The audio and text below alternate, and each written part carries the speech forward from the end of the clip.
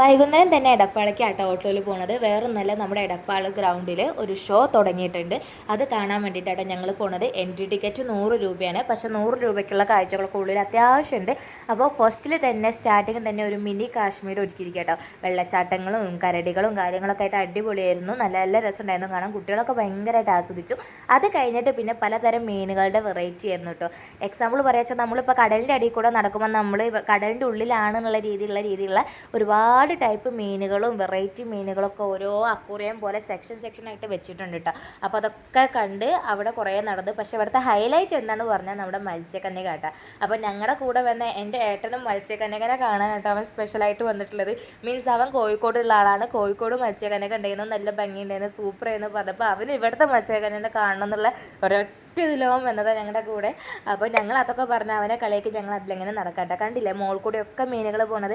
അപ്പോൾ ഫുൾ മീനാട്ടോ, പല പല മീനുകളുമായിട്ട് കണ്ടു. അതിൻ്റെ കുട്ടികളാട്ടോ, അതൊക്കെ കുട്ടികളാണെന്ന് തോന്നും കേട്ടോ, ഞാനങ്ങനെ പറയുന്നത്. പിന്നെ ഇതാ നമ്മുടെ മത്സ്യക്കനെ വന്ന് ഇപ്പോൾ ഇതാ മുകളിലാണ് ആൾ. കുറച്ച് നേരം താഴത്തേക്ക് വരും. നമുക്ക് ലവ് ചിന്നും പ്ലെയിൻ കിസും കാര്യങ്ങളൊക്കെ കളിച്ചങ്ങനെ നിന്നു കേട്ടോ. പിന്നെ നമ്മുടെ മോള് പോയിട്ട് അതിൻ്റെ അടുത്ത് തന്നെ പോയി നിന്ന് കൈ കാണിച്ചിരുന്നു. അപ്പോൾ മോളുടെ കൈമിൽ തൊടും കാര്യങ്ങളൊക്കെ ചെയ്തു. അത് കാണാം കേട്ടോ, ഇപ്പം കാണിക്കണ കണ്ടോളൂ.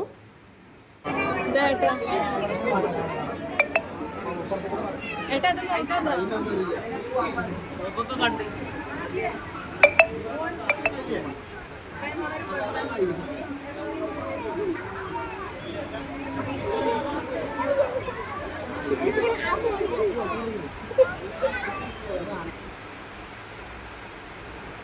അപ്പോൾ മത്സ്യകന്യക അപ്പുറത്തെ സൈഡിൽ ഒരുപാട് ആൾക്കാരുണ്ട്. മീൻസ് ഇതൊരു അക്വേറിയം പോലെ വലിയൊരു അക്വേറിയത്തിൻ്റെ ഉള്ളിലായിട്ടാണ്. അപ്പോൾ 4 സൈഡിൽ നിന്നും ആൾക്കാർക്ക് കാണാം. പിന്നെ ഞങ്ങൾ നേരെ ആകാശത്തോണിയിലേക്ക് കയറി.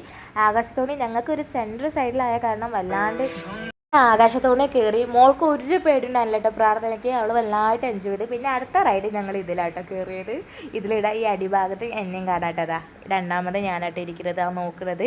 അങ്ങനെ ഈ റൈഡ് കയറി. ഇത് അടിപൊളിയായിരുന്നു. ചെറിയ പേടിയൊക്കെ തോന്നുമെങ്കിലും കുഴപ്പമില്ല, സംഭവം അടിപൊളിയായിരുന്നു കേട്ടോ. അടിപൊളി പറഞ്ഞാൽ അടിപൊളി സാധനം. അങ്ങനെ എന്തൊരു ദിവസം കഴിഞ്ഞു കേട്ടോ. ബൈ.